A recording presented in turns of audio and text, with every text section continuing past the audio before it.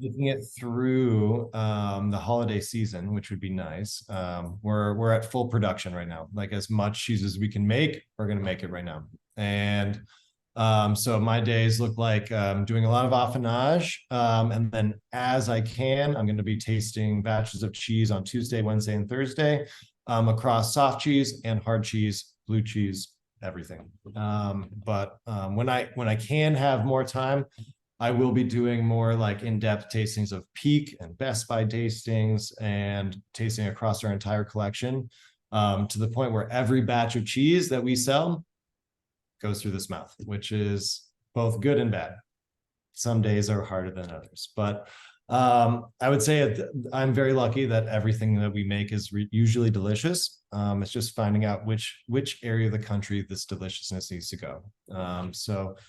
My role now is really kind of being a support for the affinage team throughout the cellars, and then helping out our sales team in guiding our sales and being a quality control for a lot of the cheese out there. So without getting too in the weeds, sensory evaluation is kind of ambiguous, but the way we use it is a little bit more of a tool versus a practice. But I'm hoping to learn a little bit more this year and the next year on how to use it more as a tool that's a little more flexible versus being like a 100% job. Like it's hard to be a full-time job when you're making cheese and just tasting it. It's pretty quick. You do it like in 1 hour, you can taste 20 batches of cheese. So where I'm at now is trying to figure out how to build this program that fits our cadence and our sort of setting without it being too set in its ways and too much like a quality tool. Sometimes like we always think about sensory evaluation as just tasting. Is it good or is it bad? There's a lot more to it. And so hopefully over this next hour or so, we're going to talk a little bit more about what that means. So I'd love to share my screen because I do have a small presentation that will hopefully help us like kind of orient ourselves throughout this sensory journey, if you will. So I'm going to figure that out really quick. Let's go here. Can everyone see that? Yes. Awesome. Awesome. Okay, cool. Great. So I'm gonna sort of like start chatting, hanging out. Please send questions to the chat. And also stop me if there's anything that's unclear. Totally, this is very fluid for me. This is mostly to keep me oriented so I don't talk to you guys for about 4 hours about what we're doing. So as a very basic definition, on here, sensory evaluation can be kind of summed up as how you assess a product using your organoleptic properties. So like sight, smell, taste, touch, all those things. In cheese, it seems like taste is the main ingredient in the sensory program, but really you can learn a lot from your perceptions, but also learn a lot from the data. That's something that is not always talked about. So cheese making data is very important. I've learned through a couple years of tasting and grading that you can actually tell a lot about a cheese based on the make. Just day one. What's its pH? What's its moisture content? What is it like in terms of its like microbial count? You can kind of direct it, but since we're an affineur as well, there's a lot of different components and variables that will change a lot of that trajectory. So on the basic sort of sense, we are talking mostly in terms of appearance, texture, taste, aroma here and there. We've come to understand aroma for us is that our aromas are not generic to a lot of cheeses. So aroma for me is very fluid. And hearing is actually interesting, does happen when we're talking about hard cheese. We have learned through some of the taps on the cheese or sort of like It's mostly taps. Mostly taps is that you can tell fissures or any sort of textural elements in a hard cheese will actually sound different when you hit them with the trier, which is kind of crazy. Thought it was kind of more for show. It actually is very, very important, very useful. For anybody who doesn't know what that means, like think about an Alpine style cheese that's got those really long cracks running horizontally through the middle of the paste. That's what he means. Yes, and I have a slide later on that will at least like show like the very minimal instance of it. But it's actually a problem we addressed in a batch from November this year, which was interesting. Last year's November. So the way I like to think about sensory analysis is that it's not just about tasting, and it's not just about whether I like it. When you're creating a sensory evaluation program, you're trying to understand the identity of your product, and also you're trying to assess the cheese on its actual character on an objective basis, based on how you've actually set those terms. So we have lexicons known as like vocabulary, things that we talk about. We also have specifications. And so for us, there's a target that we want, and there's also all possible ranges. And so when we're trying to hit this target, if a cheese is incredibly delicious and awesome and has all these sort of attributes, but falls out of our target, then we've failed in making alpha Tolman, for example, or Cabot cloth pepper. And for us, that sounds like, oh, we failed, well, bummer. But what we're actually trying to say is that we're trying to make a specific type of cheese, and we maybe didn't hit that mark, but that cheese is delicious. So that's another question, like, how do we sell this cheese? How do we make it work in the right marketplace? Thankfully, we have some customers that can handle something like that. But what we're really trying to do is create a common language to describe the cheese. We're trying to create benchmarks so that we're actually evaluating the cheese in terms of its style. And then we're also understanding like the data, how it connects to the cheese, and whether or not we're making Harbison or Alpha Tolman or Bailey Hazen Blue. They have to fit within that mold because that's what we're trying to make. And unfortunately, like where we're at, especially in the US market, consistency is key. And you can have as many snowflakes as you want, some beautiful, amazing cheese. Customers come back for the same thing that they had before that they liked. And it's really hard because at the end of the day, a lot of customers eat with their eyes. And even if the cheese looks kind of rugged, we still have to treat it differently than a cheese that maybe looks pristine but tastes boring. And so in my experience, the most delicious cheese is the cheese that looks wild, that looks unbelievably like maybe not sellable.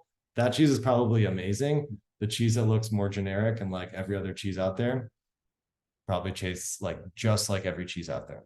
And so how do we sort of bring them together and make sure that we're talking about the cheese in a way that is applicable to the style, but also how do we learn about this cheese and this sort of identity so that we can actually grade it and assess it in a way that means something versus it just being like, this is good, that's good, that's also good. Why isn't anyone buying our cheese? That's a really hard question to sort of balance. And so for us, like sensory analysis becomes this tool between sort of like the way that we like manage sensory, quality, production, and sales. And so all of those together become this sort of like entity that evaluates our cheese. And I'm on the front lines making sure that we're at least tasting what we're doing. And so a lot of that work is like communicating that deliciousness through all the work that you're doing. So to get into sort of some of the key concepts of what we're always talking about with sensory: appearance, texture, and salt. Those are my first three. Those are the ones that I'm thinking about the most, primarily because appearance, if the rind looks really mottled or fungal and you're trying to have a natural rind, you have to balance like what is too fungal, what is too crazy. But in general, like what you're looking at is the first thing that you see, first thing that you're evaluating. Texture is honestly the most important part of my evaluation process, particularly because our sensory evaluation tool kind of acts as a gatekeeper for whether or not that cheese can go out into the world. So if I guarantee that this cheese has 4 months, 3 months, 1 month, something like that, it should align with that trajectory, because we have a lot of customers that are going to see that texture and be like, I can't sell this for another 3 weeks. I can't deal with this cheese. It's too soft, or it's not ready. It's not moving. We can't sell it. Like Alpha Tolman tastes like buttered potatoes, but we want it to taste like grassy, nutty, caramely, red meat, red wine, like all of these like intense flavors. It's not going to move as fast. And so we're trying to evaluate that texture, because texture is going to be directly related to flavor, and how much that flavor like will stay with your palate, but also how much that like the texture really can tell you how much of that flavor development has happened. Salt is huge. As a lineup, and something that I've gotten accustomed to since being here, is we have salty cheese. We have really salty cheese. To me, I'm always fighting people being like, it's too salty. It's a little too salty. That being said, I taste every single cheese without any type of cracker or bread or in its environment. So for me, I'm eating this cheese as it is, and probably a little too much for like a singular bite. So I have to balance that situation of like, yeah, if I'm eating Harbison with a spoon on my couch, that's probably not too salty, but also like kind of nobody's doing that. So you have to kind of remember that like someone is going to be scooping this cheese onto bread or onto a cracker or onto some sort of pickle or something like that. How salty and how much of a threshold. So like the best way to think about salt threshold is yogurt for me is like not salty. It's sour and it's cream, but it's like not salty at all. Potato chips, specifically Lay's potato chip, to like that is the saltiest that you want to go. You'll have another Lay's potato chip, but if you get too many, you're already asking for more water. So like there is a spectrum there. But I think salt is one of the most important parts, because salt can accentuate flavor, but also if it's the only thing you're tasting, go eat salt. Don't eat cheese. That's sort of where you're at. In your sensory evaluation, do you use benchmarks like those, like yogurt and Lay's potato chips, and then everything falls on a spectrum? Yeah, so for us, we'll get into it a little bit later in one of the slides of our like the appearance scale. Our grades are based on a number moniker, so 1 through 7. 1 through 7 specifically because of the cognitive ability to assess multiple things. Once you hit past 7, your brain literally doesn't really keep into account past that amount of different attributes. So you could have a scale out of 1 to 10. Do you ever use 10? Do you ever use 1? No, you're down to an 8 scale. And then you have like, okay, well, you're in the middle. So like middle is middle. So you start to like iron these out. And from a cognitive ability, your brain does not track plus 7 attributes. We did a really amazing sensory classwork with Roy DeRochers, who's he's one of the original descriptive sensory analysis people who worked at Tufts for a long time. And he actually helped us out with the class through UVM last year. I'm actually waiting on some data from him, but he was telling us that in a scale, if you're having a scale 1 through 10, that's fine. You have 10 data points, but you're not actually like, in terms of your memory capacity, you're not really even thinking about 30% of them. Like it's just how our cognition works. Then when you're getting into these like gradings and how you assess them, 7 really makes sense because the middle is the middle and you have 3 degrees on each side. And those maximums are not so far like removed from the system. The thing is that I've been trying to institute, and it really helps, is keep to the number. Sometimes we want to do like half scores, or like some people were doing like quarter scores. You're just doubling, tripling your data set. But just be objective and be bold. And like, if a cheese out of 7 is a 5, that's a good cheese. That is a good cheese. If it's a 4, that's a fine cheese. It's a saleable cheese. As soon as you get below the median of what you're talking about, then you want to have a conversation like, this cheese looks hideous, but everything else checks the boxes. It's a 3. This cheese is beautiful, but who cares? It tastes completely boring. It's a 3. So it's how you organize your data set. But out of 7 is what we really try to talk about. And then like for us, we try to conceptualize it. So like yogurt for me and potato chips, that's my bandwidth. But for other people, it's a little bit different. It's how we kind of calibrate together. So I taste with the soft cheese manager, I taste with the hard cheese manager, I taste with the blue cheese manager. And we have learned through multiple tastings to kind of calibrate to each other, to the point now where if I'm writing my grades over in my corner here and I'm tasting the cheese, we're actually pretty accurate, but I'm never speaking out my numbers and he says his so I can record it. We're within a 0.5 point on most of our gradings, which is crazy.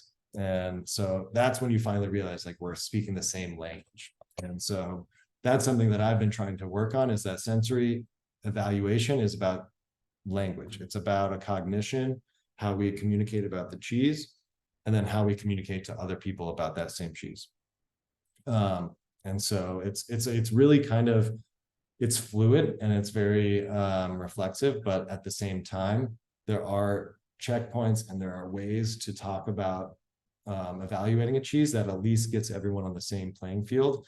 And then the vocabulary and the sort of ability to have a grading structure, that's when you get more specific, but then hopefully you're communicating more through that process and you're not becoming more esoteric and saying, oh, if you don't like this cheese, you don't know how to taste cheese. I do not believe that. I feel like everyone who's on this call, we all have amazing palates, like incredible palates, but it's how you've educated your palate in a specific way that allows it to be utilized. So like, I'm not going to go and learn how to, tell NASA how to build a rocket.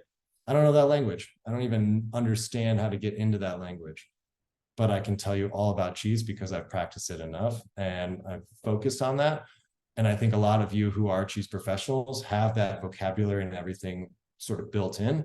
It's how you express it and understand it. So like, I would say at the end of the day, my palate as a sensory evaluator is like, maybe not better than anyone else's in the world or even here, but it's how I use it and how I've focused to train what I'm looking for and how you develop those practices and programs. So We have a question. Yes. Does Jasper Hill use a cheese wheel, or when looking, I suppose, are we talking spider graphs instead of cheese wheels at Jasper Hill? So like in terms of like the Comte wheel, is that sort of where we're going? We utilize, so let's go on to the next one. So just to go through this slide really quick, intensity, that's usually just volume, like how crazy a cheese is. Vocabulary and lexicons is like the big deal, speaking the same language. And we're going to get there for sure. This is sort of what would look like as a scale per se. The cheese wheel, that's a great question. For us, it's less about the cheese wheel because what we're trying to do is understand the cheese identity itself. So we can't talk about our cheese without with a Comte wheel because they're this completely different.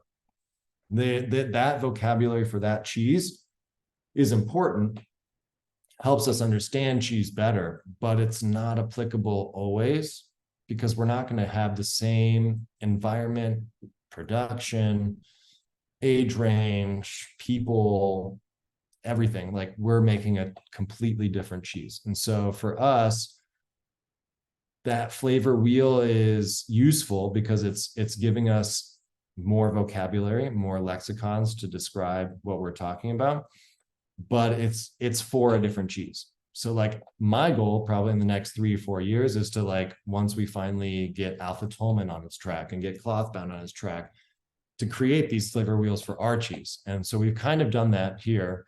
So this is, for example, for Hartwell. This is what we would say is our flavor wheel for Hartwell.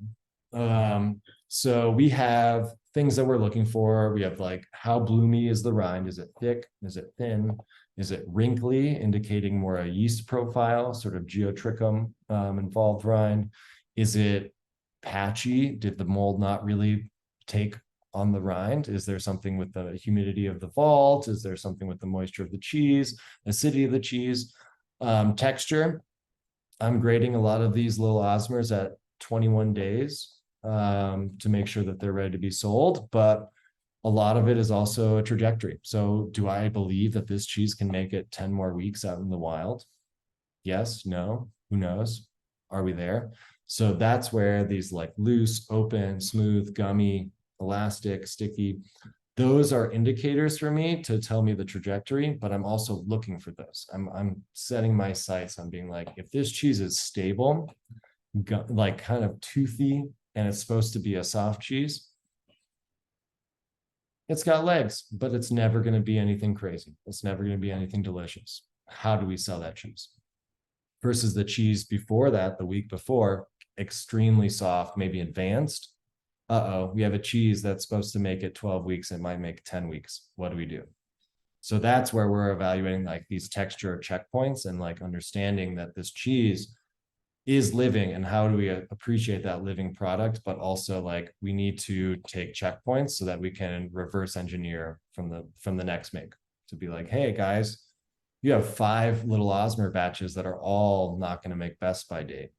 What's going on? And then you find out somebody's like, well, we changed the stirring to 7 times instead of 8 times per, vat. And you're like, there you go. You found that out, but you were looking at texture. All you were doing was looking at texture, but you found out this like intimate detail about the cheese make that you would never have known because either something didn't communicate it or something like that.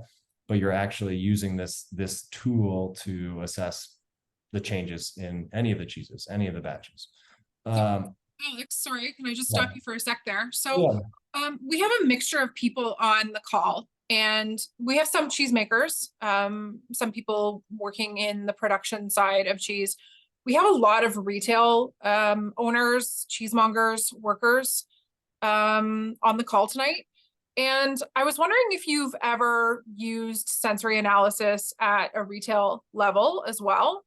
And as you're kind of going through these descriptions tonight, if there's anything that you can kind of add for the retail perspective on talking about how you could apply these things at the retail level as well, I think that would be super helpful for quite a few people on the call. Absolutely.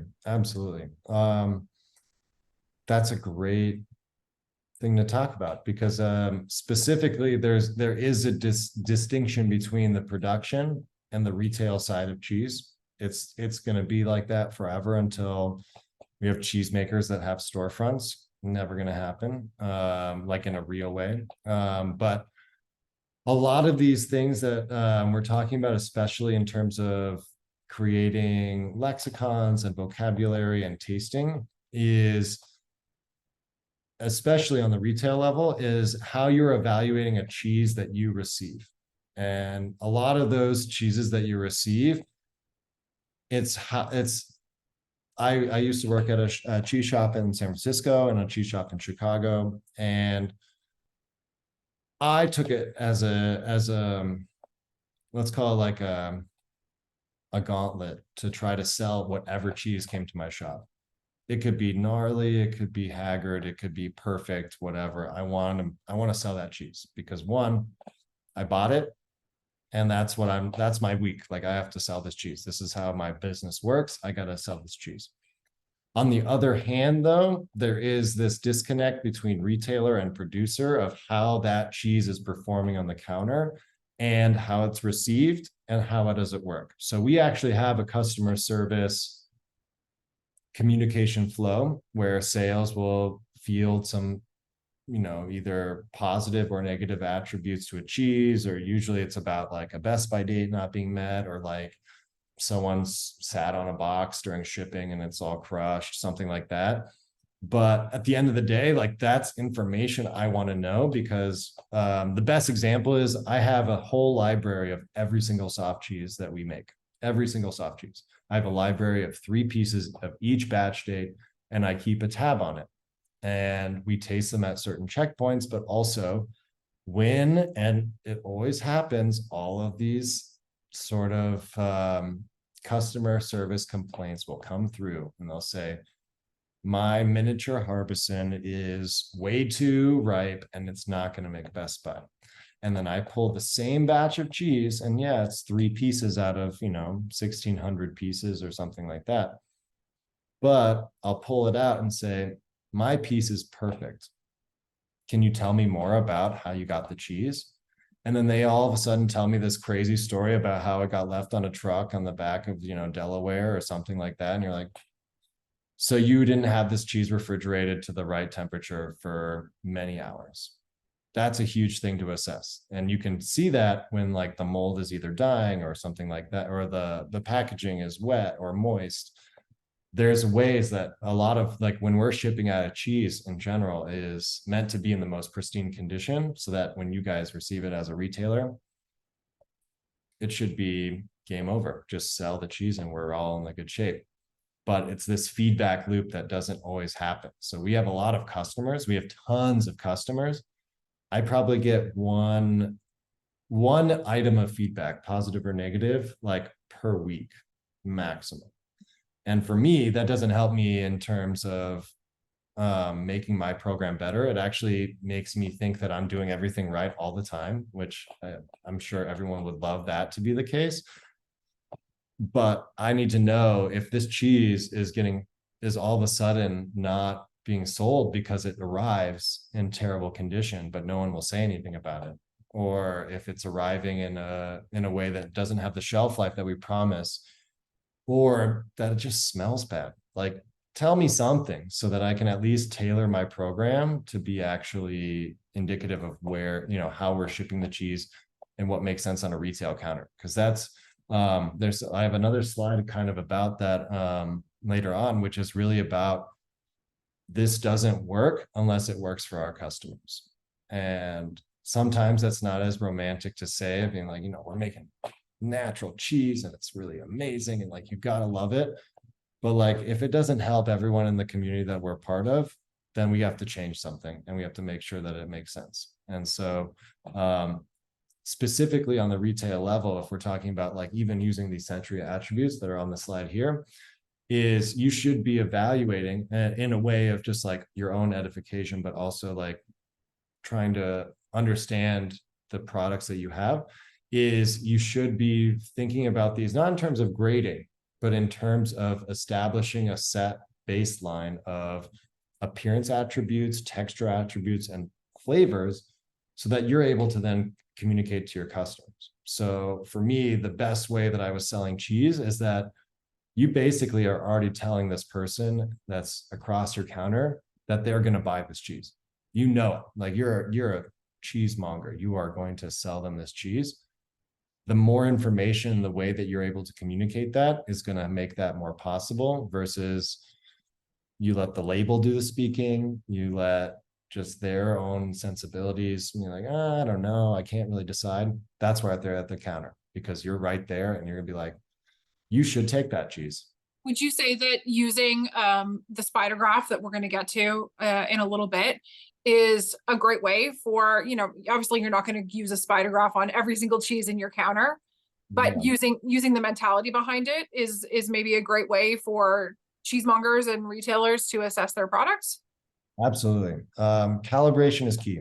So for me, calibrating is how you're taking stock of your your knowledge, but then also understanding where that cheese is. And so spider graphs are really huge because one, you're evaluating on this multi-level attribute system, but you're also taking the time to attend to the details that you might not always look at, or you might not normally attend to, but it helps you create a picture. And so Sorry, can we flip back to the previous slide where you had the images of the spider graphs? Whoop, whoop, whoop. Yes. So Yeah, there we go. yeah. And so on the front, yeah, these pictures look great. Like, cool. Willoughby looks like that, you know, Moses Sleeper looks like that. That doesn't actually tell anyone anything. Like, that's a picture for us. It kind of like makes sense as like a marketing tool. But what that does indicate, when you have what's on the top left corner, the actual attributes listed out, that tells you a bit of a story, but it's really getting you to think about all these attributes at once and attend to them. And if you're not attending to them, you're like, you can taste the cheese. Everyone can taste the cheese and be like, it's good. Like, I think every single cheese that makes it onto the market, you could be like, it's good. It's fine. It makes sense. It's cheese. But that's not what artisan cheese is about. Artisan cheese is about communicating more value and more of the message and more of what's actually happening on the farm level. And so for me, that little spider graph actually helps you start attuning yourself to all of these attributes that are always there. And it gives you different ways to talk about it to many people. Like, best example is like, there are music people and there are people who are like straight business, something like that, where you're like, you can speak about all the notes in this beautiful song, and you tell someone who's like not interested in listening to music today, it's like, I don't care. Like, cool, play it on repeat if you want. I don't care. I don't need it. But if you tell someone also in the business side, that being like, this is going to get everybody at your business party pumped, and you're going to be the coolest person at that party, he's going to be like, great, give me 12. Like, it's there. And so it's how you communicate all this information, and you don't need to do it all at once, but it's how you attend to it and how you make it more functional. And so something that I think that these spider graphs really will help get out in this process is the attributes that matter, and attending to cheeses on a different basis than just like, is it good? Because that's the part where we are all going to get stuck in the mud, because I can tell you for sure my preferences for cheeses are going to be different than yours, and we're going to be arguing it like until 2 a.m. about what's good and what's bad, and no one's going to win. No one's going to win. And so this kind of helps us orient of being like, okay, if you're playing chess or checkers or whatever, who's the winner? It's pretty clear defined. And that's what these spider graphs kind of aim to do, is that you're setting yourself up for a paradigm that will be true or false, versus it being up to the full subjective character. Because that's the pitfall of sensory, is like me telling you that it's good and you're being like, I don't like it, I don't want to eat it. And then me being like, my palate's really good. You don't know what you're talking about. Like, stop. Like, you're never gonna win. You're never gonna win. So like, that I think what the spider graph is really meant to do is less create a visual picture. It's a more of like a qualitative picture of what you're actually seeing, and then if you're tracking, because your sense memory is a real thing. Your sense memory is probably the most important memory you have, but it actually like will be fueled by this kind of work, or at least help you understand how to approach other cheeses in the future, which I think is really important. So did put the Comte wheel in here, of course. Lexicons are huge. Vocabulary is huge. I speak a little French. You guys speak a little more French. French folks speak a little more French. So where we're at is, how do we communicate together? And so lexicons are probably the most important tool set that you have, because especially with the Comte wheel, I think they did the best, is that there are families of flavors. There are tertiary flavors that are like close, and then there's specifics. And so when I'm doing a grading, if I'm telling a story and like I'm putting in my computer database, like fresh hay on Thursday plus brown butter and this and blah, blah, blah, blah, blah, that's so specific, the person who I work next to, who's allocating these cheeses to different customers, doesn't even use that information, doesn't need that information. They need to know if the texture is on, or if they know the appearance is on, if all the flavors are there. But if I'm getting so esoteric in describing this cheese, there is a limit where you start to sound a little pretentious. And also, like, maybe I'm tasting brown butter and you're tasting just regular melted butter, but we're tasting butter and we're tasting fat. And so, like, then you're trying to like get this layer. It's like, yeah, we're having the same conversation, but if I'm like a classically trained Mozart classical artist and you've just started piano, I'm probably going to describe this music in a different way than I would to another classically trained musician. And so how you're trying to build your lexicons and vocabulary, and then your ability to communicate that vocabulary is huge. So when I'm doing grading, we use like umami a lot, or like seafoods or something like that, to describe this like savory and salty character. But that gets to us, like that's a big picture for us. But we're not talking, sometimes we'll talk about nuts versus mushroom versus broth. And those kind of get you at like the different salinity levels or different types of robust like savoriness. But we're not like on a grading aspect, like it is not important to be like, this is a roasted peanut at 375 degrees. That's just like, does not make any sense. But what you're trying to communicate to a customer is that this cheese is nutty. And that is like one of the worst like descriptors, because honestly, most cheeses are nutty. It's protein, fat, salt. Like most cheeses are nutty. But that does start to communicate on a different level than saying every cheese is sharp.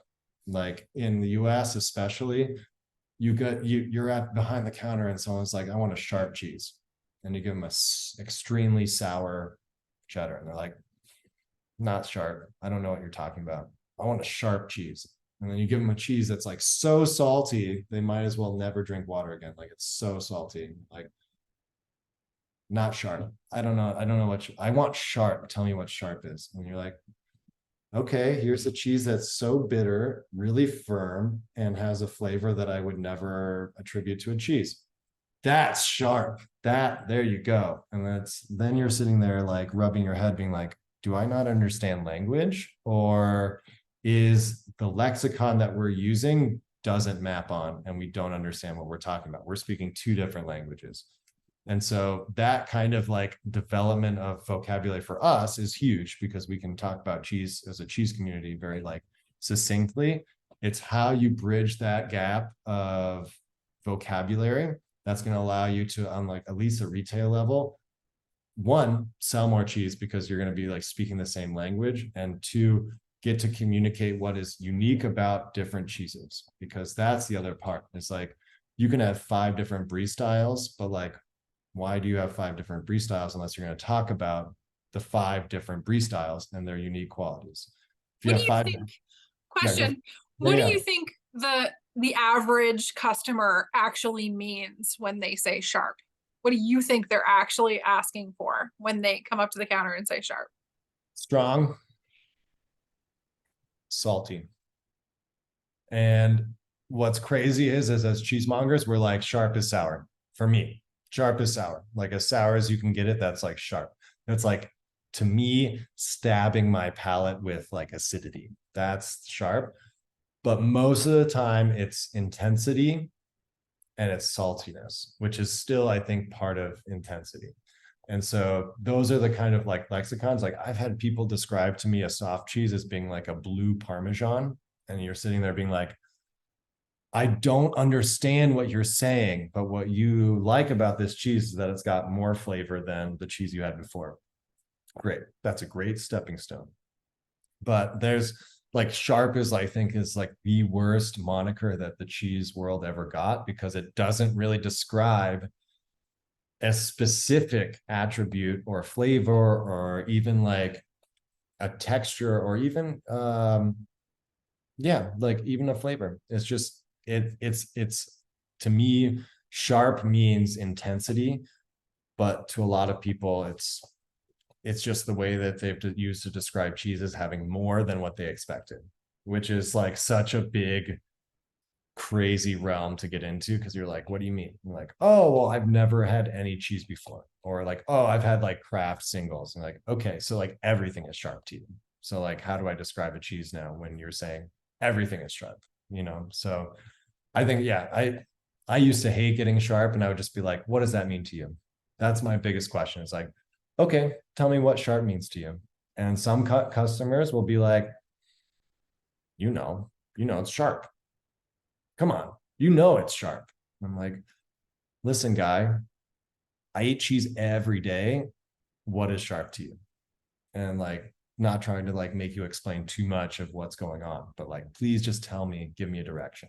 And it's really hard. It's really hard. I've seen customers get really mad before about having to explain their preference of cheese. And it's like, all I'm trying to do is help you find what you want, not judge you on whether or not you're buying what I think is cool. Because I think personally, my feeling on where the root of that comes from is the, like, you know, you walk up to a cheese counter that has like a sea of different cheddars, different ages of cheddars, and you can find one that has a circle on it that says sharp, right? yeah. And Mhm. but if you taste that cheese, it's going to be not a whole lot more than what you described, salty and stronger. That's it. Yeah, that's it. And so that's all they really can say for what they're looking for is what's sharp is exactly that.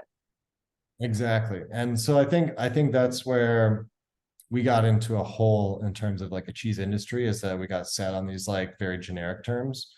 Um, and what a lot of success I found as being a monger, especially on the retail side, is how to make cheese more functional for them. So if a customer is looking for even a cheddar, I know probably they're going to buy a cheddar, but I'm not going to give them a cheddar until like the third cheese.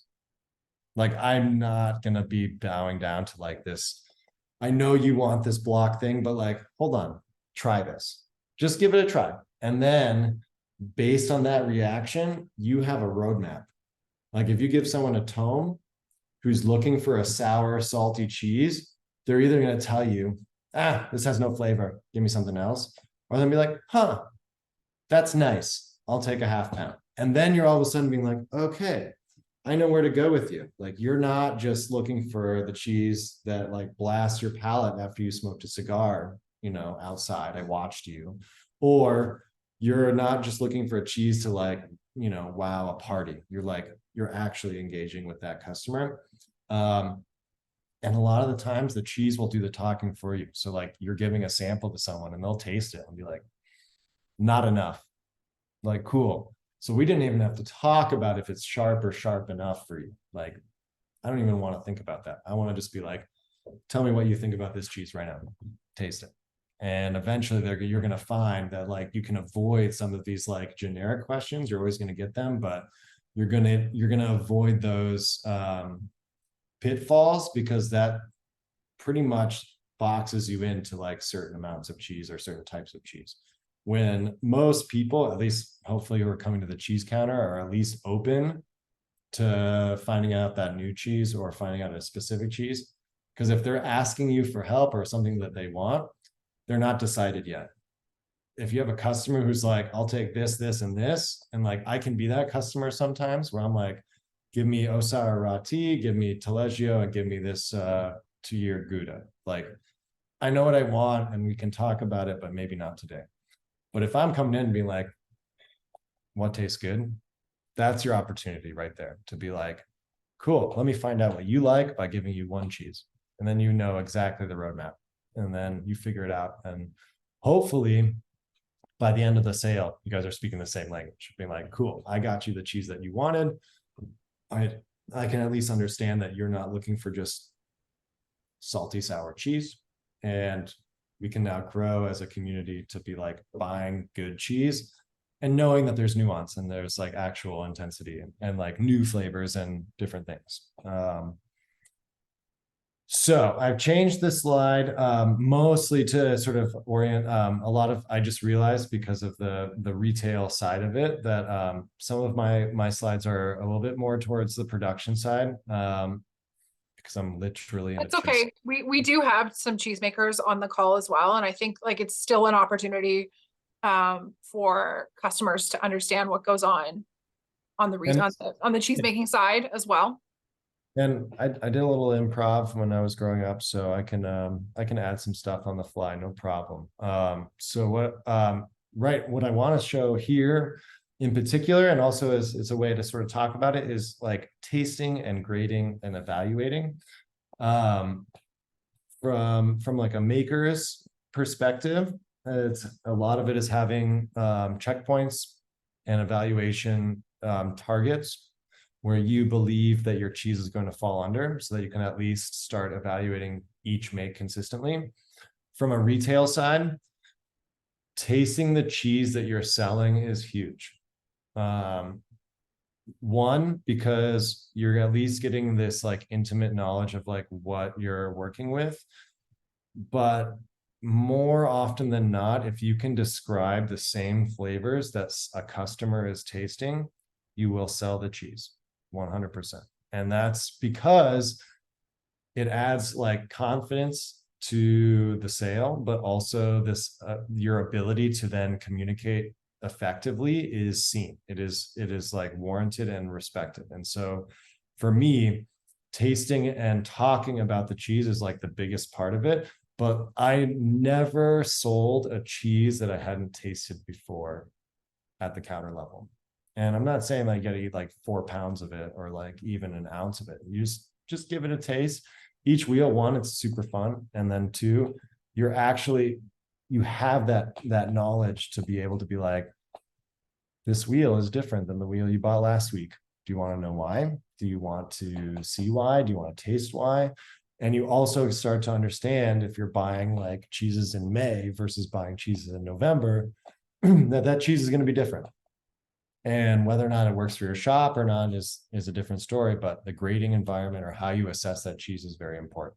So when I'm doing it on like a production level, soft cheese, I don't taste in the vault as often. I do it sometimes if there's a quality concern, but I try to have a very clean environment, warm up the cheese for about 3 hours, and then taste it as I would like anything on a cheese board.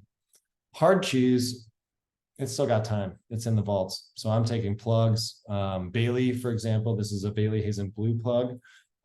If anyone can guess the age of this plug, I'll send you any amount of cheese that you want. But it is, for us, that's like a part of our assessment, is evaluating how much blue has infiltrated the cheese and like grown, and part of that aerobic process. But also, if you can see from the picture, I can see it pretty clearly on my screen. There's some like moist, soft texture. I'm worried about that cheese. It's going too fast, way too fast, without telling what age it is. But I'm gonna get 2.5 months. Way less. Way less. So the cross section that you had in the slide a whole lot earlier, that was like a tall white. Was that a cross section of blue Bailey that's not blued? Exactly. Yeah. So this cheese has yet to be spiked. I use it as sort of like an analogy because structure matters. But this is a cheese that has a little bit too much openings for Bailey for us. For blue cheese, you're trying to get those openings. You're trying to keep those openings very structured so that when you pierce the cheese, the blue mold will sort of propagate in these sort of like geode-like openings. This was a picture from me assessing the quality of a cheese that was only 7 days old, to be like, hey guys, this cheese feels soft and spongy. Let's cut it open a wheel because this could affect how we spike the cheese. And we ended up using, we used to spike every Bailey batch by hand. We got a machine because let machines do machine work, let humans do human work. And so the machine saved a lot of time and made it very accurate. Although I did like watching a lot of Premier League soccer and spiking Bailey last summer. That was great. This batch of cheese was hand spiked because we don't want so many spike holes in that blue cheese to make it so blue that by the time it reaches 60 days, which is our raw milk rules that we have to follow, that it's overripe.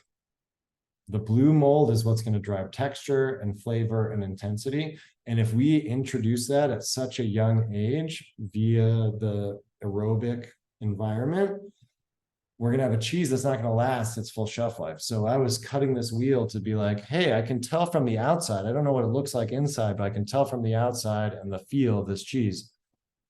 It's soft. It's very airy, and there's some visible bubbles on the outside of the rind. Cut it open. This has about twice as much of the openings that we'd want for a Bailey. And that to us was an indication to then follow and go and reverse engineer it. Turns out the milk was a little, what we call spicy. So we do a lot of milk testing, but there's some microbial constituents up or down that are within a threshold. If it's on the higher side of the threshold, you start to get some expressions that are a little wild. And so for this, for example, it just has a little bit more microbial content in the milk that we would have during the season. And they're alive. They're creating gas. They created so many pockets in that Bailey. So the Bailey in this picture, to reveal, that's 19 days old. So what we're talking about in terms of like grading and texture and evaluating is we can see that the blue mold is even, like it's definitely activated in the crags that are in there in that cheese, but that glossy and soft texture, that's got me worried. I'm already like, whoa, we're going way too fast, guys. Like pump the brakes, because blue mold is all about texture. It's not about always flavor. Flavor is very secondhand for blue cheese, in terms of the blue mold that's actually involved in that. The blue mold is very proteolytic, so it's breaking down the proteins, and it's going to create a lot of that fudgy, smooth texture that you'll find in blue cheese. But if we're having this at 3 weeks, then I can only imagine the texture. It's not going to be like gooey. It's not going to be liquid. The moisture is not there, but it's going to be very, very heavily blue and actually be more fungal instead of it being more balanced in terms of its flavor. So for Bailey, to me, it tastes like Oreos that you dropped on the ground, but you're still pumped about eating it, anise seed and licorice, and like bone broth. Those are my three like Bailey Hazen Blue monikers. This cheese here is probably going to be overly fungal, very mushroom, and maybe a little bit bitter and like granular in texture. And so for us, when we're even seeing that plug, we're like, oh, 3 weeks, we have another 40 days in the vault, but we can at least make a sales call, or we can say, what do you end up doing to triage a situation like this? So like, you know, I thought that had like significantly more age because it looks like full proteolysis is already happening, but there wouldn't be normal flavor development with that age, right? So what can you do from there? So this is where we can tweak some of the vault. So we can make the vault colder, make it a little less airflow, so that blue gets kind of suffocated a little bit. But we also have in the vault, I think I have a picture here. Yeah. So on the left side here is the Bailey Hazen Blue Vault, Vault 7. We have each cart represents 2 batches. So we have 13, 14 carts in there. That's a month's worth plus of production. And so what we have there is like, we can't tailor the vault to each particular batch. So what we would do based on that grading at 3 weeks is that we say on the next time that somebody's spiking a cheese with those same specs, meaning the moisture content and the fat content and the overall like cheese making attributes were the same, we might spike a little bit less. Or we might tell the cheesemakers over at the creamery and be like, hey guys, we got some soggy batches over here, and maybe you could dry them out a little bit more. Or maybe what's happening with the milk, and you talk to the farm and they say, hey, we had an issue with our sanitation system. So maybe your counts are a little high. And then you look and you're like, oh, your counts are a little high. And so your cheese is more active and not necessarily unsafe by any means, but it's more microbial constituents that are making your cheese more active. And so for that's us evaluating like that grading of the plug that I just showed. That was in the middle of 7 different batches that we're tasting. And that grading is only at the 3 week mark is only to grade for salt. we're just trying to see if the salt migrated, because we still salt Bailey by hand. We only do it by hand because our brine tanks, we don't want to get them like all encumbered with blue mold and things like that. But that means a human, usually me or someone else on Saturdays, is actually hand salting that cheese. But each wheel and then each batch is completely different. You have different moistures, different protein, fat targets, things like that. And we can do our best as a cheese maker to hit that target in the bullseye. But as many of you cheese folks know, like, that's never something attainable, that you have 10 makes in a row that are perfect. No, never gonna happen. Never gonna happen. But it's how you handle each one. So we would say, like, in the future, if you have a batch like that, spike it by hand and do less spikes versus spiking it by machine and have the most amount of spikes, because that's gonna change your trajectory and change that whole cheese's attributes, which is really, really tough. Especially because each batch for us is very unique, where a lot of producers, if like some days I wish that we could just focus, like, all we do is make Bailey. How amazing would that be? Like, it would be so simple. You have one cheese to grade and then you know exactly where it's going each time.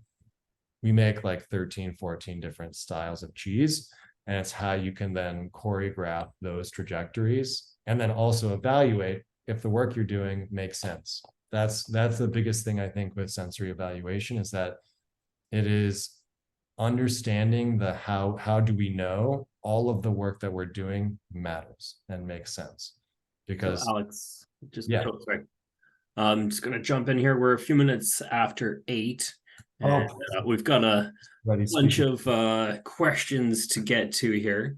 And I know we've got an activity to do, and then Aaron and I are going to share a quick update with everyone on the future of the Canadian Cheese Collective at the end of the call. So I love it. and we'll hand it back to you to flip through anything super important here, and then Aaron and I would like to toss a couple questions your way. Perfect. Okay, so last slide, and then we're going to get into some spider graphing. Before we do spider graphs, if everyone has their cheese and wants to just take a chomp without thinking about it, just eat it. Just like eat a piece of cheese. Just take the edge off. I'm going to do the same, not because I'm hungry, but because I'm ready for some cheese. Last thing to talk about once we get into the spider graphs: identity versus quality. And so the things that and we kind of touched a lot on most of this, is really understanding the style of cheese and what represents the producer versus what do you like and what tastes good. Because once you get into this what tastes good, what do you like thing, that subjectivity, the sort of like ambiguousness of what is delicious and what's not, you're going to have a much harder time convincing people to buy your cheese, because either you're going to sound pretentious or you're not taking, like, keeping in mind what the style is, what the type of cheese is, what is part of this cheese company's mission. Like, if it's grass fed, can you taste the difference? Do you know? We did a lot of work with like non-GMO, and it turns out 9.9 out of 10, no one can tell the difference between non-GMO feed and GMO feed in terms of a cheese product. It's still good for us to have that sticker on our label on some cheeses, but if the taste doesn't matter and you don't know, does it matter? And that's like a one big question. But really, identity versus quality is at the heart of the sensory evaluation program, is sticking to a set specification of what you're trying to evaluate, and also understanding the quality of your product and how it will function in the real world. Because we've had a lot of crazy gems come out of here, but if it doesn't function on someone's counter, we're almost doing the wrong work, because we're making cheeses that are almost too eclectic to sell, or they're not actually holding true to our mission, which is supporting the agricultural landscape that we have here, the working farmland in Vermont. If we're not selling cheese, we're not supporting that message. And so how do we make that cheese fit within that message and also do the work of bringing in income for us and also making people happy with this delicious cheese? So I will end this slideshow. Also from that slideshow, that last picture, there was a photo of Alpha Tolman with some, those were fissures and some, a little bit of textural, let's call them difficulties. That is the perfect instance of understanding like the identity versus quality. That is a cheese that did not get sold as a whole wheel to customers. And from like just a visual perspective, that's a fine cheese, a delicious cheese. I actually ate most of that cheese. Like it was great, but it wasn't Alpha Tolman. And that was a hard pill for us to swallow, but also was something that then allowed us to then talk to the creamery, the farm, all of these different attributes of our company to then say, what do we do with this cheese? And also, how do we make sure that this doesn't happen tomorrow and in the next make? And do we have a problem with all of our cheese becoming fissured or have textural problems? And so it really was an instance where like the sensory evaluative process was like very ingrained with how to make sure that we're following the identity of our product while also making sure the quality is in line. So if you guys are ready, I'll share, I guess I could share my screen again to do my spider graph. I was just gonna say, if anybody didn't get a chance to print it off, there is a, I don't know if you can see that. Yeah, there is in the email that we sent you guys, there was a file. And you can definitely go back and access it later and do it at another time if you didn't get a chance to yet. Or you can just follow along here. Yeah, what I suggest is actually downloading it to your computer so that you can have a copy of it and make all the numerical adjustments, and the file will just automatically update the spider graph. The thing that you can't do is just go into that link and start changing it, because it's a common link that we all use. Nice. Yeah. And this spider graph, just to be clear, is like what works for us. I would encourage everyone to like use this as somewhat of an open source situation, being like, if I'm tasting cheeses that don't have any herbal qualities, like take it off, like find another setup. The spider graph itself is a really good indicator of just showing the intensity, I think, a lot. That's what it really communicates, is like the boldness and intensity and wide range of the flavor. So if you have a spider graph, for example, I'm going to go here and just be like 1, 1, 1, 1, 1, 1, 1. That cheese is the most boring thing you've ever seen.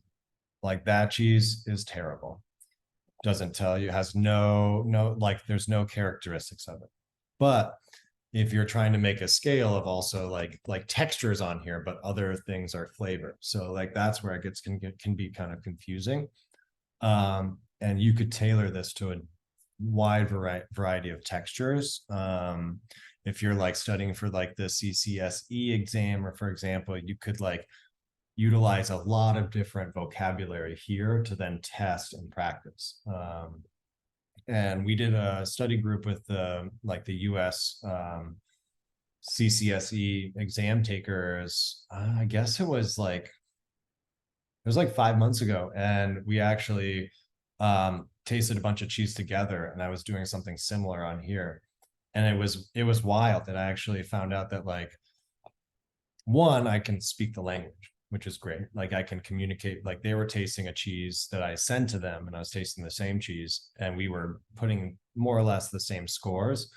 But it also got me to realize that like the fruitiness that I was tasting was actually assessed as acidity versus fruity, or the grassiness. Like turns out a bunch of people on the West Coast do not know what grassy means at all. Like they don't have grass. They don't have any grass. And so for me, I was like, even thinking about it today, I was driving by our hay cropping center and I was like, how am I even going to communicate what like grass smells like and tastes like in this call? Because it's like our grass is different than anyone else's grass. And so this is a good way to like set up your criteria and then also see how you're communicating that information. So like I would say like this is more useful to like grade yourself and then give it to somebody else and be like, what do you taste? Go for it, fill it out. Then you start to figure out where in that Venn diagram you guys are actually speaking the same language, because then you can start changing the lexicons to actually suit the conversation versus having just like people butting heads about like, no, it's umami. No, it's like nut. No, it's caramel. And if you're arguing, then you're not having a good time tasting the cheese. You're arguing. Like that's the bottom line. So so my cheese, get sort of clear. This is a cut piece that has been cut for about a month. I had it in my fridge, in my sensory fridge for a little while. We're doing like a shelf life study to see how well a cut piece would handle plastic wrap. For my retailers out there, plastic adheres to fat. So eventually you're going to have to either scrape that cheese or it's going to taste like plastic. That's just how it is. You can see it. It reflects this like holographic sheen on the light. But for me, what I'm looking for mostly is like if we wrapped it in a way that retained the moisture. So from an appearance side, I got some crystalline texture, some little crags. I'm going to like zoom in. So all of those little white speckles, those are the calcium lactate crystals, along with probably a little bit of tyrosine. The rind itself, super uniform. There's a little bit of a darker hue towards the rind, but honestly, it's very uniform, which is huge. We've had batches that are very golden towards the rind, which indicates that there's a lot of drying on the outside, but not so much in the paste.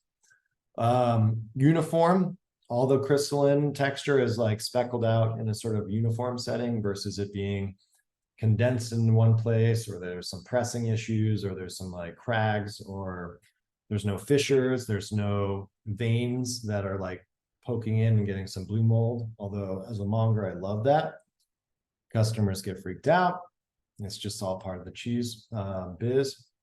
Rind itself, this has had no cloth on it for about a month, but there's no mighty intrusions. There's no pockets or pitting, which means that cloth did its job. The larding that we did here in house was very robust and did everything that we wanted to do.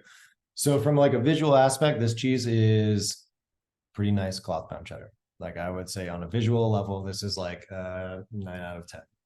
And the only differences that I would want is I would want a little bit more rind development, and maybe a slight bit of the like color differential on here to indicate that the cheese is like drying out on pace. I feel like it's a little young, just a little young. And as a sidebar, really hard to give perfect scores in sensory evaluation, for me at least, but perfect is a day of the week. It's not tomorrow and it's not yesterday. It is right now. And so it's really hard to be like, this is a 10 out of 10 piece of cheese. Like, is it a 10 out of 10 tomorrow? Will I know? Will it be a 10 out of 10 for you? Really hard question to answer. So I'm always very in the mud, like 10 and 1 are my very end of the scale. So if you're ready, just to go back and remind though, for the practice of the spider graph, you're using a scale between 1 and 7. Correct. My spider graph has up to 10 because I like some people really like percentages, and I'm a math major, so like I can definitely value a 1 out of 10 scale. I find 1 out of 7 is going to give you the most accurate snapshot of what you're tasting. Again, it's all about data collection. So if you want to go out of 10, perfect. You go out of like 1,000, totally fine, because you're gonna get the same number, just divide by 100. So when I'm evaluating, so you guys have Cow's Creamery cheddar. Yours is probably gonna be a little bit more moist. But when you're looking friability, so friability is different than dry and it's different than crumbly it's the readiness and availability to break apart. And so for a cheddar, I want it to break, but then if I press it between my fingers, there's going to be some like still paste. It's still together. It's absolutely still the same. So that has some moisture. It's not dry. It's not crumbling into like a tiny little like granule. There's some moisture there. So texture, if I'm going to say short to long, for my piece, my cloth bound, I'm going to put a 5. It's like out of 7, it's working. It's working its magic. Ooh, I'm almost running out of battery. So if I cut out, it's technological difficulties. So texture there, when you're looking at a cheddar, you want, like, especially a cloth bound cheddar, you want it to be a little bit drier and a little bit more on the friable sort of setting there. But you don't want it to be like so dry that it's granular, like a Parmesan. And you don't want it to be moist or like gummy or toothy, because then the acidity of the cheddaring process has not done its job. It should be a little bit on that breakable side. Next attributes on there are all flavor oriented. So I try to think about the 2 or 3 families that will probably be the most prominent. So acidity, umami, and probably the sort of like salty aspect. And salty and umami are very different. And acidity also maps onto salt very interestingly. So all 3 of the characters. So I'm going to give a taste to my cheese here. Kind of trying to assess like what's the first flavor that comes to mind. And then as you're chewing and allowing that cheese to warm up and sort of form a paste on your palate, that cheese, the cheese itself and also the fatty character is going to be very like mouth coating, really intense. And so what you should be left with is your most prominent flavor, the thing that remains. So for me, I'm getting lactic in terms of like cooked milk, melted butter, brown butter. I'm actually getting a very toasty, like Maillard reaction. So I'm going to actually go 5 on that for me. The sweetness, caramel aspect, for a cheddar, most of those sugars should have been fermented out. So you shouldn't have too much of a sweetness unless there's some Helveticus, like Lactobacillus helveticus kind of like happening. Cloth bound is typically not going to have that super sweet profile, but is known to have a caramel aspect. Mine actually is pretty balanced. I'm going to say there is an accessible sweetness that I would attribute more to grassy quality or like malty versus like high sucrose, like really cloying. So I'm going to go 3, kind of in that realm. Umami, that just pausing on the sweet there. You mentioned Helveticus. Yeah. For me, my go-to reference for Helveticus is like the Sartori cheeses, the Bella Vitano. It's got like a real sweetness to it, despite the fact that it's aged. Is that what you're referencing with that? I would say exactly. There's a cheese in the Midwest, actually from around the town that I grew up, called Prairie Breeze. It is a cheddar, I think, that like started the Helveticus train. But it is a type of lactobacillus that really changes the flavor profile to have this like sweet caramelized profile.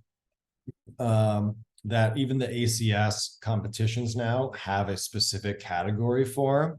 And I grew up in the Midwest, so I'm like, this makes 100% sense that the Midwest folks are, with 72 ounce sodas and everything are making sweet cheddars. Like, fine, send it. It's all good. But it's a type that is a little bit differentiated from style. So like I think the Sartori cheese is a great benchmark because there is this like fruity and sweet capability, but as a fermented milk product, most of those sugars should be gone in some regard, or this approachable or perceptive sweetness. And so for me, if I'm assessing a cheddar, that acidity and the intensity of that lactic fermentation, there should be less sweet, or if not, if any at all.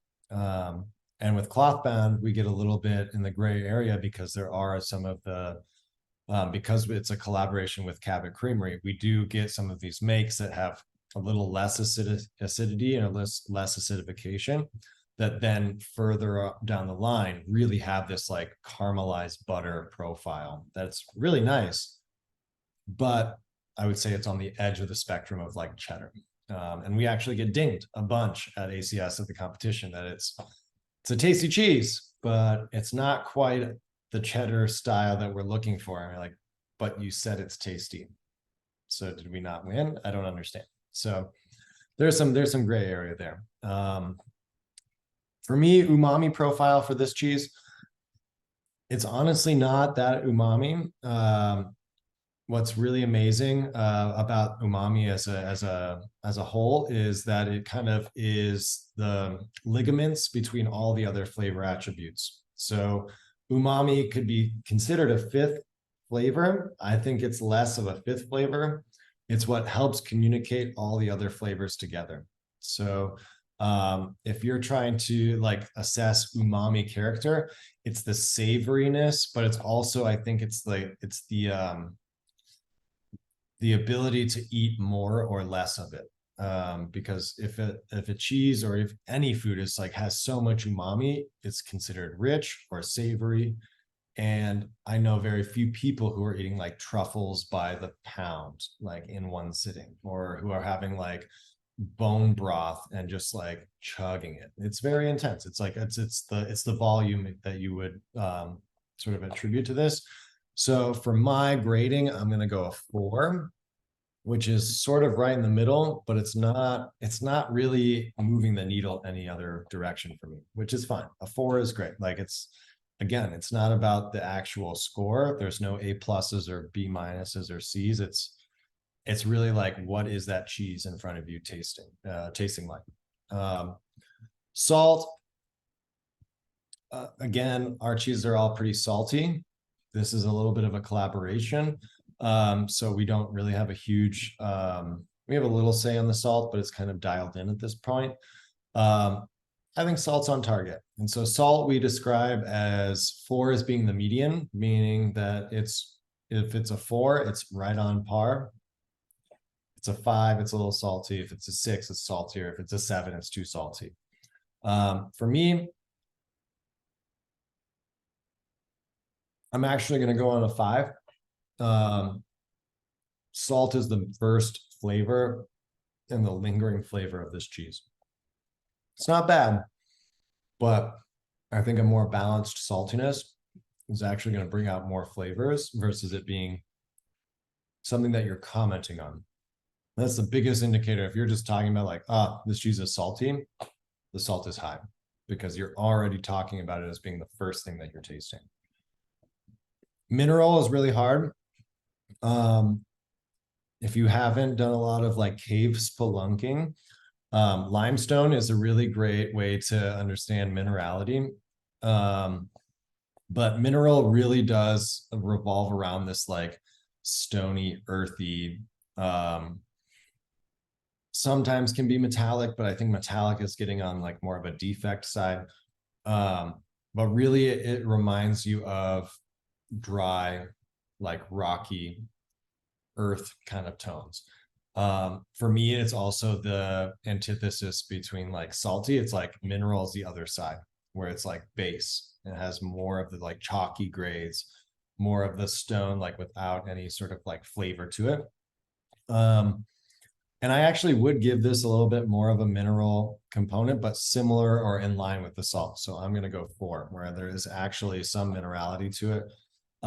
Specifically this like chalky, lactic kind of side to it, and lactic and mineral can kind of balance a little bit. Citrus, I don't think clothbound is sour enough, but that's my personal preference. I think the acidity would help break down some of these tertiary flavors. But in terms of like bitterness or even like the yogurt sort of contextual part of a cheddar. My piece in particular is more savory, more robust, and more like earthy. So my acidity is actually going to be like a 3, where there's not actually as much acidity that's like drying out my palate, becoming astringent, but also it's not giving me these citrus notes. And that's also something we get dinged on a bunch with Cabot Clothbound, is there is this like sour expectation with cheddars that doesn't always translate. And that's because even the concept of cheddar has changed so much over the last 20 years, 10 years, where now you can make a million different kinds of cheddar, but no one really wants to agree on what it is. And that's just symptom of the industry at that point. Fruity is really indicated towards more of the tropical flavors, but also the grassiness of a cheese. And I've been really lucky to like drive through rural Vermont and taste like cheeses at farms with, that are using real, dry grass, natural forage, but also just driving by and smelling alfalfa hay that has just been cut is crazy. It changes your whole viewpoint on grass. And so fruity really all comes from the terpenoid like content of the grasses themselves. And you can tell if a creamery is feeding silage versus fresh grass every time. And it's about the acidity, the bitterness, the sulfurousness, but also the fruitiness. And if you're feeding silage, you're going to get less of those fruity esters because it's fermented out through that silage process. And if it's really grassy and like bright and has this like licorice plus some of these tropical notes, that's a really good indicator that there's going to be some fresh forage and feed there, and less grape. More grass means more fruity. Clothbound can have a pineapple-esque kind of like feeling, but Cabot Creamery as a cooperative has about 100 different farms that they're getting milk from. And so for us, we actually get less tropical during the winter when everyone's feeding grain at those farms, and more tropical during the summer when there's a lot more fresh pasture batches coming through. So for me, fruity, 1, like not even applicable, but it's hard to be like there's 0 fruitiness there. I don't know, a little tough. Herbal, again, same with the grassiness, but you get more of the bitters that you would get versus the tropical fruit or sweetness. For me, herbal also can be the spice. So sometimes you will get like this like clove or nutmeg or vanilla or things like that. Keep that in the herbal realm, but it's all indicated on the grass. Same with this one. It's pretty clean, but there's not a lot of tertiary flavors. Not going to be there. Nutty is the cheese descriptor that everyone will use and everyone will always use, because it is a fat protein with salt. Like that's just how it is. I think the toastiness level and the fattiness level is going to give you a snapshot of that like sort of nuttiness. And it can be out of balance. And I think you see that if your salt and your umami is high, then your nuttiness, or how to describe it as nutty, I wouldn't say nutty. I would say like a peanut or a walnut is not very salty and not very fatty on its own. But if you roast it with a bunch of butter and some herbs and some salt and stuff, then you're getting into that profile. So for me, the nuttiness kind of describes the body of the cheese, and also how well the fattiness and the sort of richness and saltiness kind of meld together. For me, this one is like extremely nutty. Is it what we want for a cheddar? Not necessarily, but I'm going to go 6 on there. And so what that gives me now as this is like what you guys have as this tool, this baseline tool. I actually have this same tool attached to a database.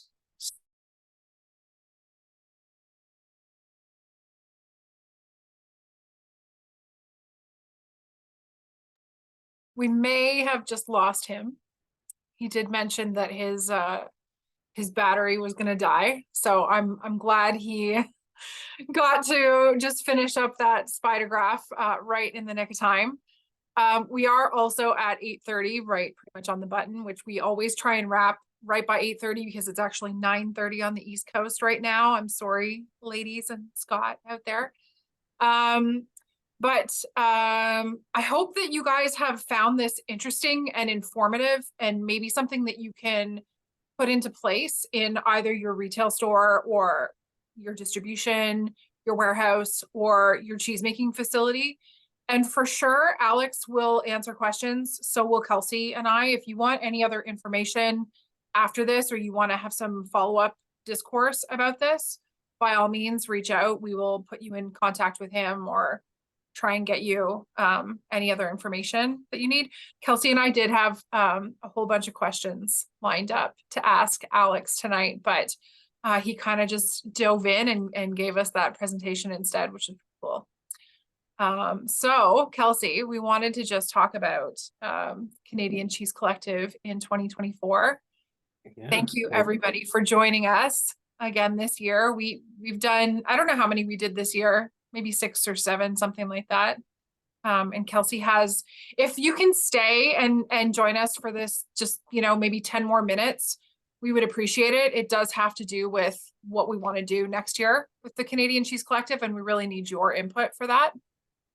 So I'll pass it to Kelsey. He's got a really good list of a few things he wants to touch on. Awesome. Thanks, Erin. Well, like everybody here, I think we could all just sit and listen to Alex for hours. Like, I was just totally captivated and just wanted to learn more and more from him. But there's, as Erin said, so many questions that we wanted to ask him. So maybe we have to do a part 2 with him in the year sometime. We might have to.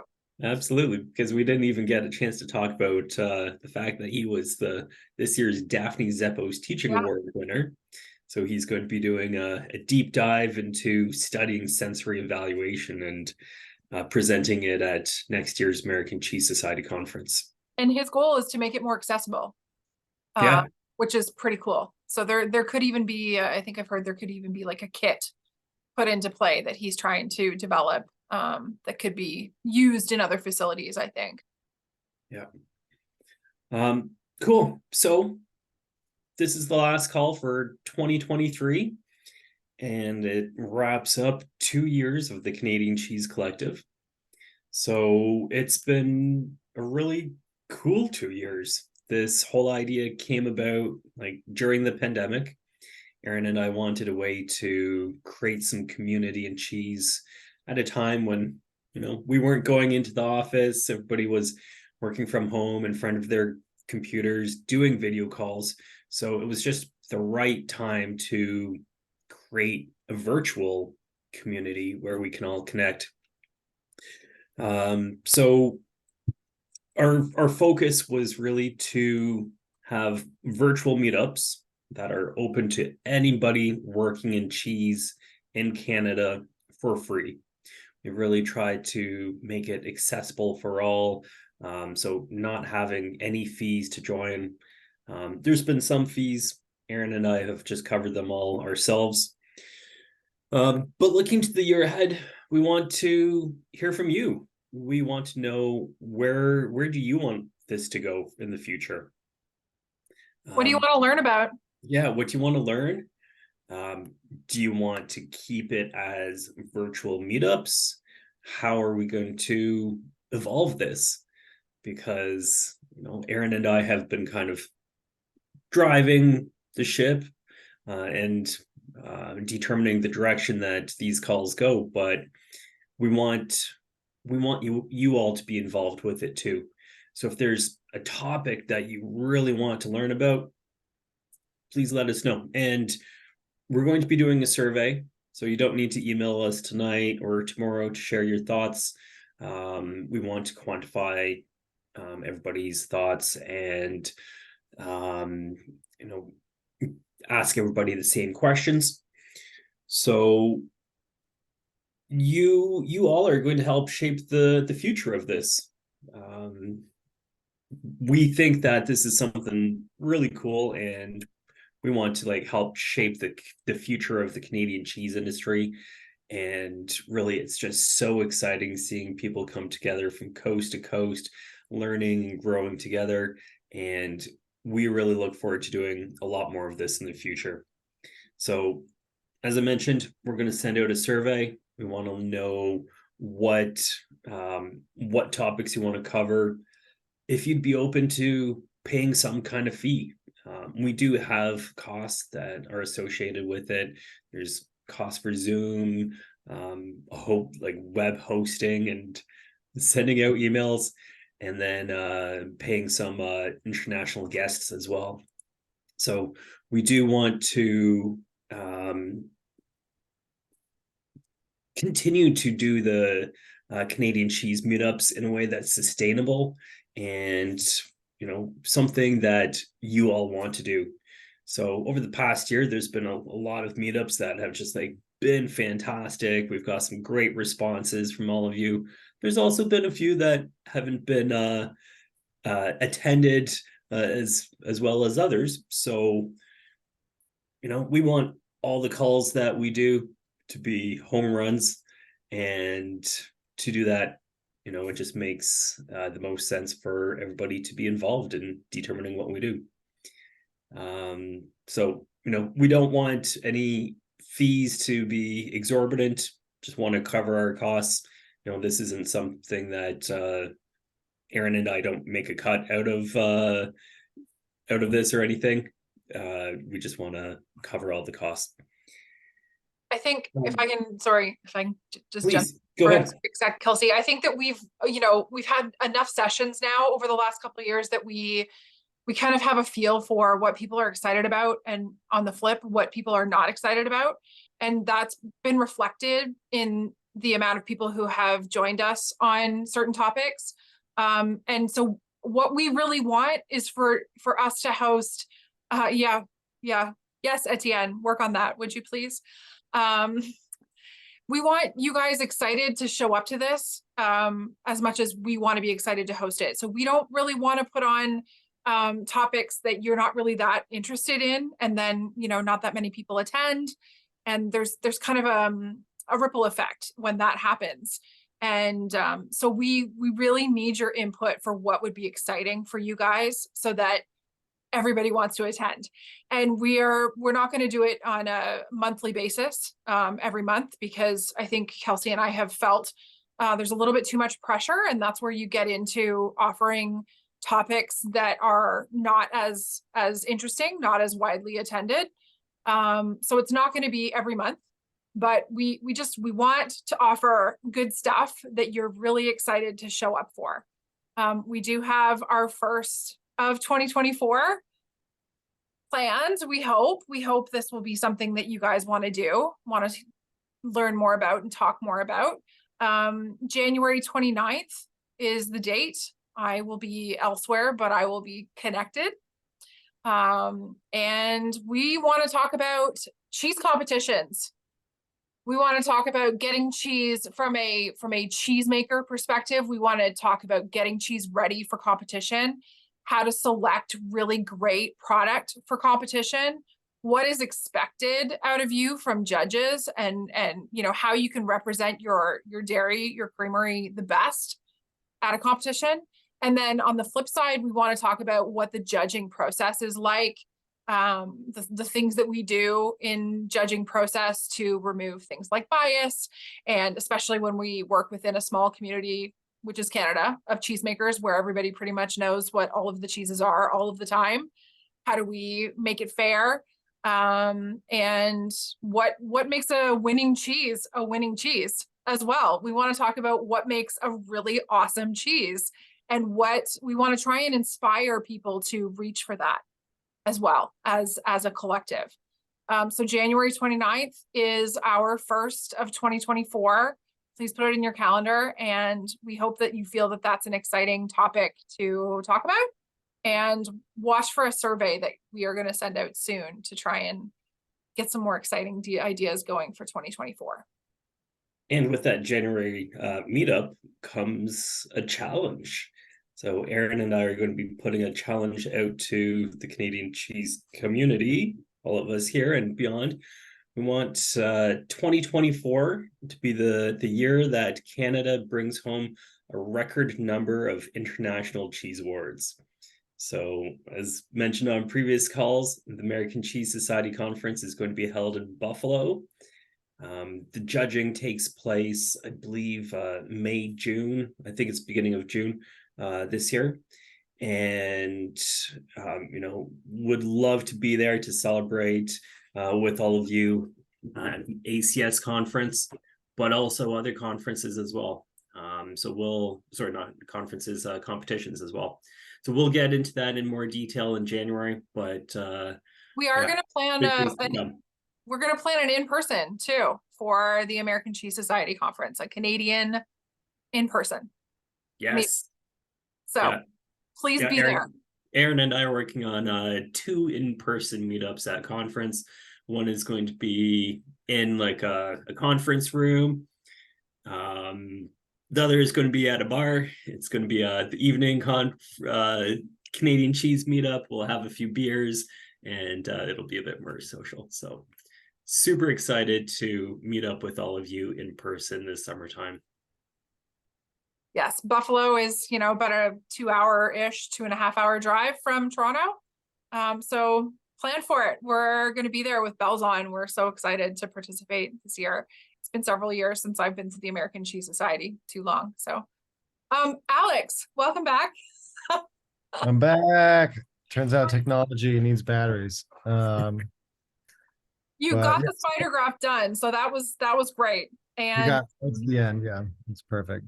No, and I hope I wasn't rambling too long. I just realized how late it was all of a sudden. It was kind of crazy. We could do like a 4-hour course if you guys are down. We could just keep going. But one thing I did want to say is I also will be at ACS, hopefully debuting my sensory evaluation project through DZTA. And so one, I'd love to see everyone on this call there. I'll be at the second Canadian cheese meetup with the beers and the social and the fun part. But no, I would love to see you guys all there. I'm hoping to learn a lot more about how sensory evaluation as a whole can be utilized in all parts of our industry, because I think it's very important. And it doesn't always have to be too serious. So I'm hoping to figure out how to bridge the gap between everyone and make sure that sensory evaluation has its place. So if I see you guys there, I'll buy you a beer if you buy me one. We can do a cheese swap. We'll bring some Canadian cheese with us. Well, I'm gonna bring this is one of the few ones I can drive to, so I'll be bringing weird and wild cheese. Weird and wild. Everything I think will be shelf for sure. Us too. The border is no match for us. Oh yeah. I've become friends with the border guards there. They know me now. It's great. It's good. The one at Montreal. What's it called? It's over at Sherbrooke. The Sherbrooke one. They see me and I got the windows down. I got nothing in there. It's all fine. And little do they know I have a cooler full. What's in the trunk? Yeah.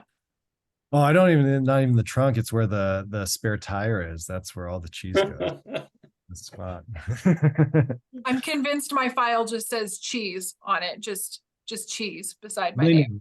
They know. They know for sure now. Yeah. It's like, I'm going for work. Like, what does that mean? Cheese. There will be a cheesemonger. Yannick is saying something very interesting here. Oh. Yannick, there will be a cheesemonger contest at the Seattle Montreal in May. More details to come. That's exciting. Very cool. That's I am intrigued. Yeah. Yannick, is that like a CMI sort of situation? Hello.